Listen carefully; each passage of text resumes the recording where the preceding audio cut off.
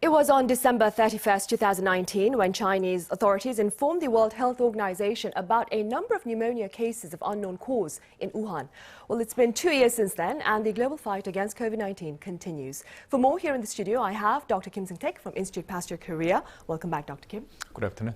I also have Professor David DOWDY at Johns Hopkins University live on the line. It's good to see you again, Professor DOWDY. Thanks so much for having me. Also joining the session virtually is Professor Marcel Cullen at Oregon Health and Science University. It's a pleasure to have you with us, Professor Cullen. It's an honor to join you. Thank you. Right, Dr. Kim, we'll start here in the studio. The World Health Organization has warned that the simultaneous spread of Omicron and Delta is fueling a tsunami of cases. What does this warning mean for pandemic containment efforts? Well, as you can see, the Delta and then the Omicron are the two main the variants actually circulating right now. But as we have seen some other countries like US and Europe, I think probably in the near future, the Omicron will just predominant as the main the variant so far. And I think in terms of this the viral the pandemic, we have to actually somehow just consider the effect in terms of like the diagnostics and then the quarantine and also the vaccine and then the therapeutics. And well, at least luckily for in our side, we as of yesterday, now we have a very good diagnostic tools which can actually distinguish the Omicron variant compared to some of the variants, so which is going to be actually very helpful for ours as a quarantine procedure. And for the vaccine part, I think the Omicron is actually now just showing now our vaccine that we are using right now has a very reduced efficacy, at least for some antibody responses. And for the therapeutics, we have had a pretty good monoclonal antibody, but now Omicron, the neutralizing antibody of our monoclonal antibody seems to be very reduced, except for the one monoclonal antibody which was actually developed by the BioBio technology and the GSK, although reduced, but compared to other monoclonal antibody, it still seems to have retained pretty good efficacy against the Omicron variant. And then also now we have some oral drugs available, which might actually help a lot for our quarantine procedure and then dealing with the current situation. Of course, hopefully. Sure. Professor DOWDY, over in the US this past Wednesday, the country reportedly noted well over 500,000 new infections. How do you assess the current situation there in the US? Yeah, and we saw another 500,000 just yesterday as well. So I think in terms of case counts, we're seeing really the highest numbers we've ever seen. Well over our last peak of winter, almost twice as high as what we saw a year ago. But we're still not seeing quite the same level of hospitalizations and deaths. So our hospitalization levels are about 2/3 of what they were last winter at this time. And our death rates are only about a half. And so while we're seeing more cases, those cases do seem to be milder. So I think there's real concern about disruption of the workforce, and in some places, some overloading of hospitals as well. But it's not quite as bad, I would say, as what we were seeing last winter. Right. Professor Cullen, meanwhile, I believe you co-authored a study that shows breakthrough infections generate antibodies that are as much as 1,000% more effective than the antibodies generated 2 weeks after a second Pfizer dose. What do you suppose are the implications of your finding? Sonny, that's right. What we did was compare those people who have had 2 doses of the vaccine and no history of infection with similarly matched individuals who have had the vaccination and then went on to get COVID itself. What we saw was, in all cases, mild disease, but as you point out, the antibody responses were much, much greater in that group that had been vaccinated and then had gone on to get COVID. I think the implication is fairly straightforward in that as the epidemic moves on and more cases accrue, hopefully those cases will be mild. As Dr. DOWDY points out, the hospitalization rate is lower. And we're trying, meanwhile, to vaccinate more and more people. So as the epidemic progresses, we're going to get a larger population of people that fall into this category where they have much stronger immune responses. The one additional nuance to add is that these immune responses are much greater in their strength, but they're also broader, which means they're better able to neutralize other variants. If you got infected with Delta, you're still much better able to neutralize Alpha or some of the other variants in this category. So maybe we'll be better protected from future waves after Omicron. Professor Carlin, do you suppose you're finding questions perhaps the logic of offering booster shots to those who have perhaps endured breakthrough infections? What are your thoughts? Right. So our study certainly does not provide any. Some people ask, well, if you're going to get better immune response after infection, why not just avoid vaccination altogether? So our data provide no argument whatsoever to avoid vaccinations. To the contrary, we advise everyone to get 2 doses and a booster if they possibly can. We haven't specifically studied yet 2 doses plus a booster compared with booster followed by infection. So that's the next logical comparison to make, and we're working on that now. Right. Meanwhile, Dr. Kim, a study in South Africa shows Omicron infection may offer greater protection against the Delta variant. What are the implications of this particular finding? Well, I think, as Dr. Collins said, somehow just the infection does seem to just confer a very broad just protection. And I think the vaccines actually just very superior right now. But then even just the natural infection actually confers some immunity. And in this case, this immunity is like even after just completing just twice shot of our just mRNA vaccines or just virus vector vaccine. Now the breakthrough infection seems to just confer some booster effect. So this is kind of just additional things, and then as Dr. Collins said, I'm just re-emphasizing that this natural infection seems to confer broadly just immunity, because our vaccine, in fact, the vaccine actually only just provides a spike protein as just an antigen, just vaccine. But for this real virus infection, actually just provide all sorts of different viral protein, which actually can probably just induce very broad response from our infected body. I see. Meanwhile, Professor Dowdy, the emergence of Omicron itself has prompted quite a number of predictions about the fate of COVID-19. Now, I'd like to know about the thoughts of our panelists regarding the matter, and perhaps we could start with you, Professor Dowdy. Do you believe Omicron will turn this pandemic endemic? Well, I think it's a little early to call anything endemic when we're seeing the highest case rates of all time, at least in this country. But I do think that what we've seen in other countries like South Africa, for example, is that these Omicron-related spikes can be relatively short and can increase levels of immunity in the population. So I think that there is hope that we will get to an endemic state soon, but I think we still need to ride out this wave first, and I think it's going to be at least a few more weeks before we're there. Right. Dr. Kim, what are the chances then of yet another variant of concern after Omicron? Well, still just there is some possibility. There is obviously some kind of restriction, because the virus has to somehow survive, actually, depending on the host environment. Virus does not just survive by themselves. They need some sort of factories given by the host proteins. So as long as they actually depend on the host factors, they are actually somehow may just find a way to just evolve even more. And then in terms of this evolving viruses, sometimes people say maybe more upcoming viruses maybe just more contagious but less fatal. But this kind of a general consensus among many epidemiologists and then virologists. But this is not all 100% true, because there are some exceptions. For example, like smallpox virus. That was actually eradicated from the planet just a long time ago. But that for several years, this smallpox virus did not show any such kind of a trend. And even for a yellow fever virus, did not show any such kind of trend. So we cannot just say 100% that maybe contagiousness and the fatality just moving that only one specific way. Right, hence Professor Dowdy's cautious outlook then. Right.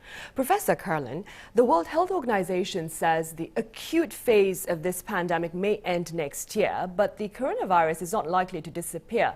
Do you share this outlook? Right. I agree with my colleagues in suggesting some caution.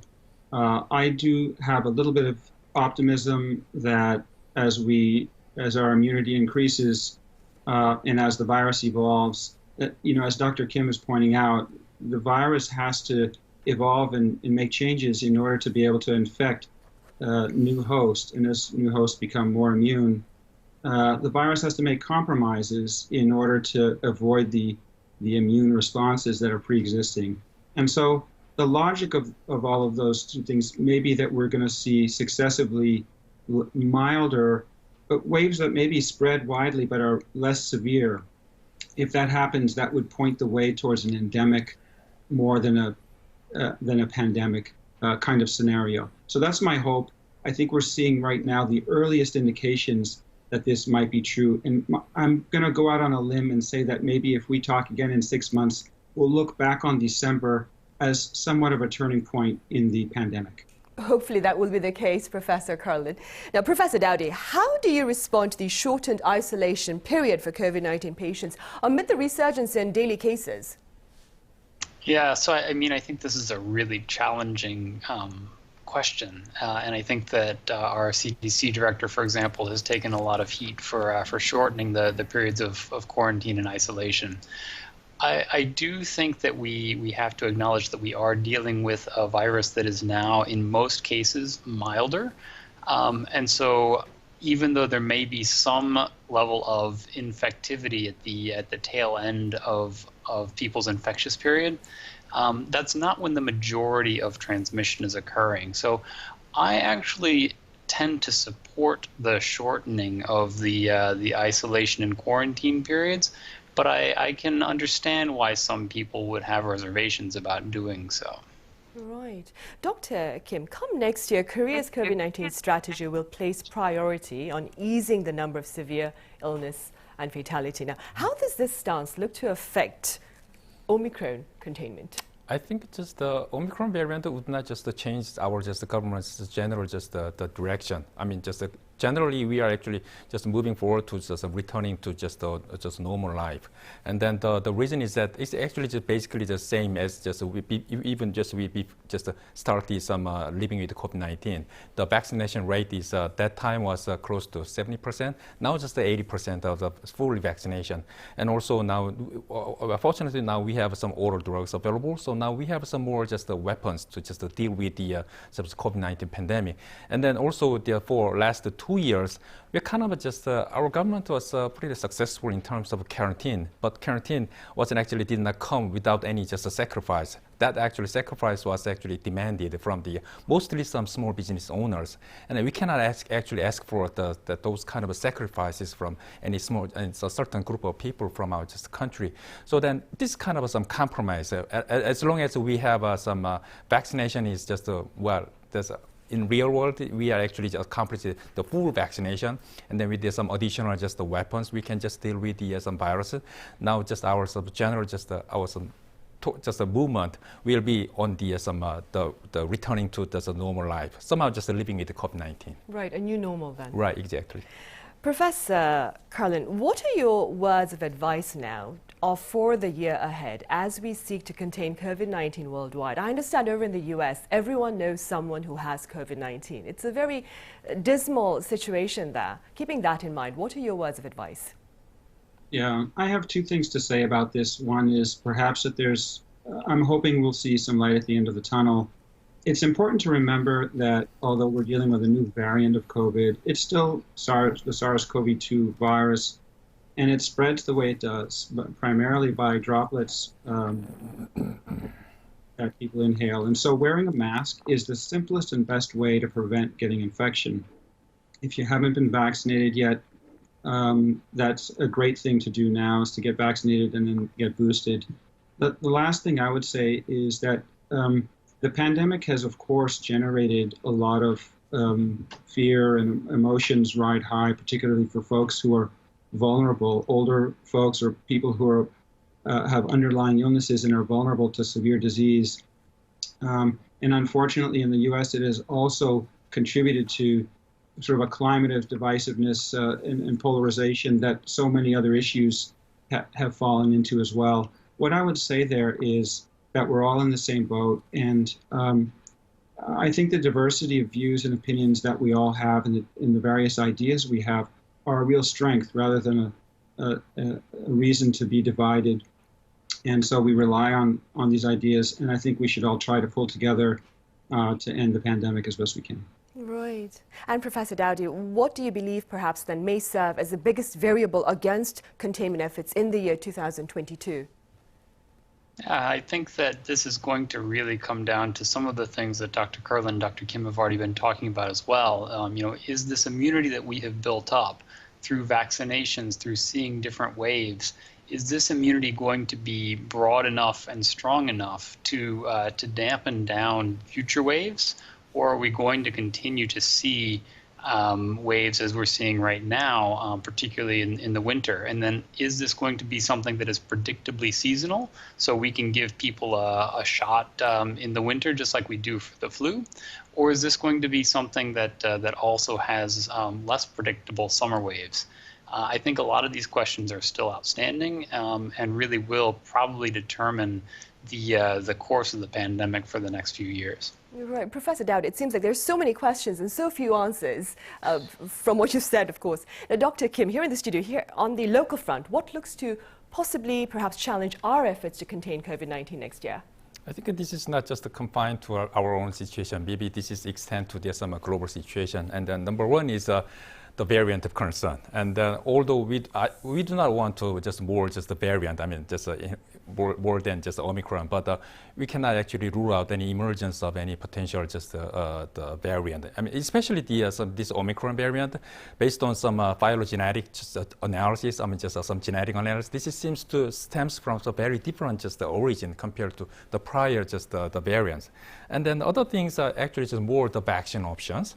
And then first of all is I think just Novavax vaccine will be available just pretty soon. And especially the EU and the WHO also just approved for the Novavax vaccine.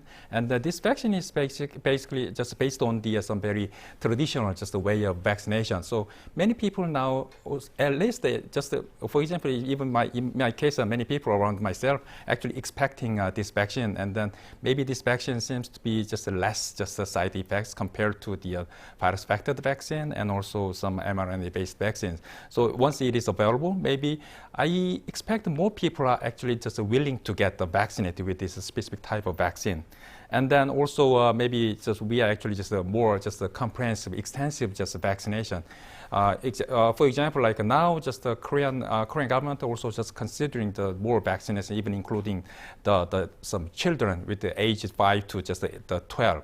And then also for some globally, now Pfizer actually has conducted some phase 2 or a twice shot of the Pfizer vaccine. But that's actually based on the 6 months age to just 5 years. But then they actually reduced the amount of mRNA, now just 3 micrograms. But our regular amount of RNA, the mRNA is the 30 microgram. Now the last 10 microgram. Now this group is 3 microgram. But with this, after the two shots, their actually immune response wasn't really satisfactory. So the Pfizer now is considering the third shot for this group of people. And so this is gonna, maybe if it is successful, maybe we can expand the some vaccination group.